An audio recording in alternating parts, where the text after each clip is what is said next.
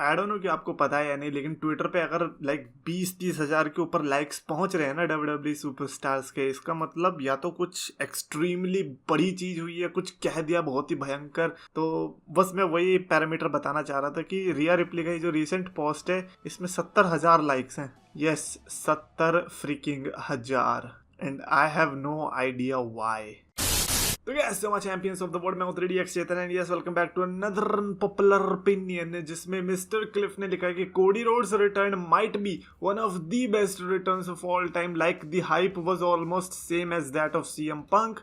The return till now is well executed. I don't know कि why are you comparing that with CM Punk, because CM Punk minor leagues में गए and all like Cody Rhodes is in the major league. और CM Punk की return मेरे हिसाब से जिस तरह की हाइप थी, आई डोंट थिंक सो कि उस हिसाब का कमाल कर पाए। आई मीन कोडी रोड्स की जो हाइप है वो लिटरली 1-2 महीने की तो थी, लेकिन CM Punk की 7 साल की हाइप थी भाई साहब। लोगों के यूट्यूब चैनल चले CM Punk की रिटर्न ना होने से। टेक्निकली देखा जाए तो अगर ना होने से इतने चल रहे थे तो सोचो जब रिटर्न हो जाते तो कितने चलने वाले थे, जो कि नहीं हुआ। तो लाइक डेफिनेटली CM Punk से कंपेयर करना बहुत ही ज्यादा अजीब है। ऑफकोर्स CM Punk WWE में आते then that return would have been freaking amazing, जो कि कोडी रोड्स ने बताया कि देखो भैया हमें तो 1 महीने में ऐसा मिल गया, तुम्हें तो और भी ज्यादा तगड़ा मिल सकता था। Of course like I can already imagine कि अगर जस्ट इमेजिन अगर जॉन मॉक्सली अब आता है, ओ भाई साहब वो फिर अलग ही लेवल पे, like he will become the God of WWE।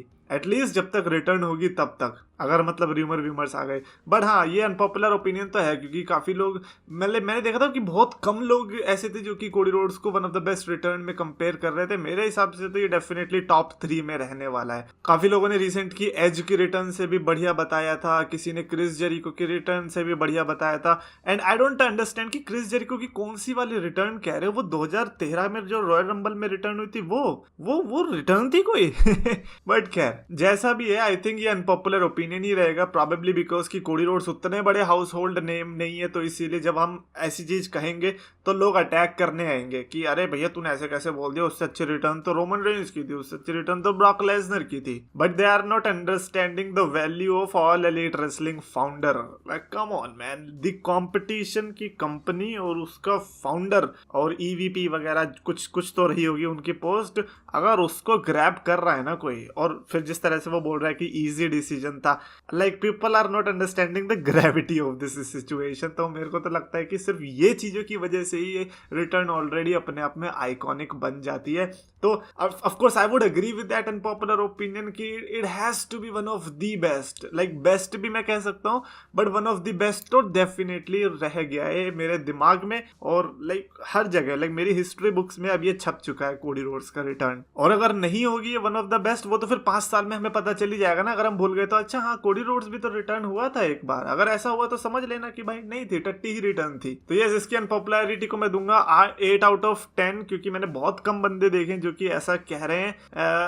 I think this needs to be said, just because वो कोडी रोड्स है, फॉर्मर वर्ल्ड चैंपियन नहीं है, डजंट मीन कि वो रिटर्न बढ़िया नहीं थी, क्योंकि आपको सिचुएशंस भी देखनी पड़ेंगी। कमेंट्स की तरफ बढ़ लेते हैं। खतीब स्टाइलिंग ने लिखा है कि लग रहा मामा तुम्हारा WWE से अब मन भर गया है। भाई अगर मेरा मन भर जाएगा तो फिर मैं वीडियो बनाऊंगा ही क्यों ऐसे फालतू, मतलब मेरे लिए तो वो फालतू चीज हो जाएगी ना, फिर मैं फालतू चीज के लिए अपना टाइम क्यों वेस्ट करूंगा। उससे अच्छा तो फिर मैं आई डोंट नो, छोटा भीम ही देख लूंगा। Chhota Bheem is very cliche these days, कुछ भी बोल दो, अरे तू छोटा भीम देख ले, अरे तू पोगो देख ले। डोंट वरी, नेक्स्ट टाइम कुछ बढ़िया चीज लाऊंगा मैं। लॉकिक जी ने लिखा है कि Roman Reigns relinquishes Jimmy versus Jey at Backlash for vacant championship. वाह भाई वाह वाह वाह वाह, यहाँ पे वो वाला सही में मीम लगना चाहिए। वाह वाह वाह वाह भाई साहब, तुमने तो यार बैकलैश की हाइप ही मार दी चलो ये अच्छा किया कि तुमने बैकलैश में से रेसलमेनिया हटा दिया, क्योंकि जिमी वर्सेस जे, क्या बात कर रहे हैं यार।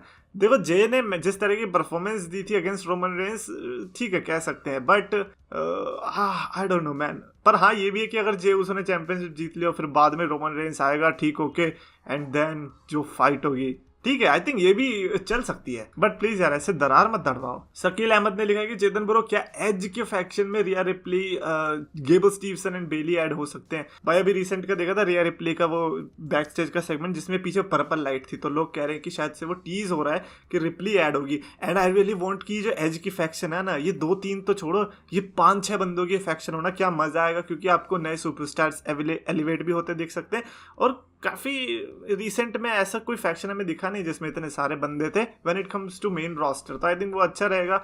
एज हो गए, डेमिन प्रीस्ट तो ही है।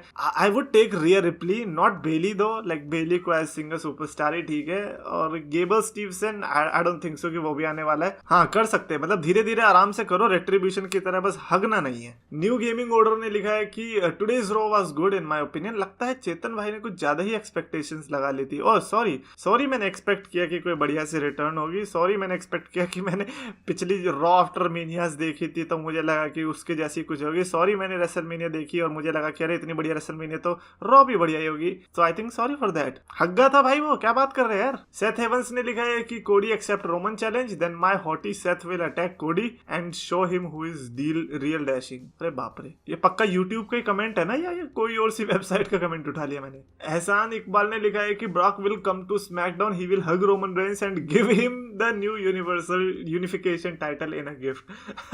भाई like this has to be one of the sweetest moment जो कि फिर ब्रॉक लेसनर करने वाले हैं। भाई इसको तो इमेजिन करके ही मेरे को हंसी आ रही है कि ब्रॉक लेसनर इज कमिंग, ऊपर टोपी वोपी पहन के और एक बड़ा सा हाथ में गिफ्ट है कि भैया रिश्तेदारों के यहाँ जाते हैं ना वैसे जा रहे रोमन रेंस को टाइटल देने के। लो गिफ्ट खोल लो भाई जी, आपका इसमें पार्सल आया हुआ है। भाई ये डब्ल्यूडब्ल्यू नहीं हो गया, ये तो फिर रिवर्स डब्ल्यूडब्ल्यू हो गया। आपका बाप ने लिखा है कि रेसलमेनिया के तुरंत बाद ड्राफ्ट होना चाहिए जैसे पहले होता था, उससे चीजें इंटरेस्टिंग हो जाती थी। लाइक ये तो हम पहले से कह रहे हैं, अगर ड्राफ्ट करना ही है ना तो हमेशा रेसलमेनिया के बाद की ही नाइट होनी चाहिए, क्योंकि WrestleMania is like the year ending for WW कि हाँ भैया ये साल खत्म हो चुका है, नेक्स्ट शुरू हो रहा है। ये ड्राफ्ट पता नहीं बीच में कभी भी घुसेड़ देंगे कि अच्छा ये हमारा सर्वाइवर सीरीज पेपर व्यू आ रहा है, उसके पहले हेलिना सेल है, उसके बीच में एक सऊदी पेपर व्यू है, तो सऊदी पेपर व्यू से ठीक है एक दिन पहले हम ड्राफ्ट कर देंगे, सबको भसड़ मचा देंगे। पता नहीं क्या करते हैं। अभिषेक गुरुंग ने लिखा है कि Roman can only lose a title in a multi person match, maybe a five pack challenge. भाई ऐसा नहीं होगा। देखो रोमन रेंस जिस पोजीशन पे पहुंच चुका है, जिस तरह से वो रोड पे चला है, वो ऐसे ही कहीं भीड़ में लुप्त होने वाला नहीं है। उसको डेफिनेटली कोई बड़ा बंदा आकर टक्कर मारेगा। ऐसा क्यों लग रहा है कि मैं किसी रोड एक्सीडेंट की कहानी सुना रहा हूँ, बट मैं यही बता रहा हूँ कि 5-पैक चैलेंज में या फिर फेटल 4 में टाइटल हारना बहुत ही ज्यादा दुर्घटना वाली बात होगी। एंड फाइनली गौतम सहजवानी ने लिखा है कि today's dumbest thing that happened was Bron Breakker winning the NXT championship today at raw. इससे अच्छा NXT स्टैंड एंड डिलीवर में चैंपियनशिप दे देते।